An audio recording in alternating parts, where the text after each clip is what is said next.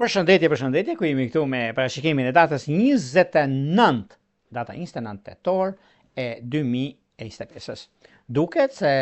ndikimit që kanë të bëjnë dhe mundësit që jepen në këtë ditë është një ditë shumë e rëndësishme, sepse nis një rrugtim të ri, por paraditja është më idealja dhe më pozitivja e ndryshimeve, e kohës së duhur dhe momentit duhur, ku gjërat do jenë mjaft pozitive, do jenë shumë korekte nga ana juaj dhe kjo bën që t'jeni sa më të stabilizuar dhe në çështjet që lidhen me punën tuaj, lidhet me vendime që merren, por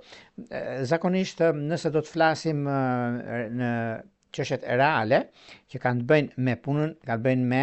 me ekonominë, sepse lidhet shumë me ekonominë, por gjithmonë dita e mërkurë, e datës 29 është një ditë që vërtet na jep mundësi, vërtet na ndihmon në çështjet ekonomike financiare, na ndihmon në lidhje me gjërat që ndodhin, ndikojnë në një farë mënyre, prandaj bini pas, mos u shqetësoni, sepse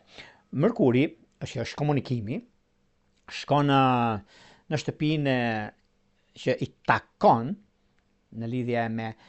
ndryshimet, në lidhje me vendimet, në shtëpinë e nëntë që shkon në shigjetar. Kjo do të thotë që edhe pse shigjetari është një shenjë ku Mërkuri është teorikisht ndikues, ai sondon të kundërt të saktë binjakëve, pra e keni në të kundërt të shigjetari përballë binjakëve,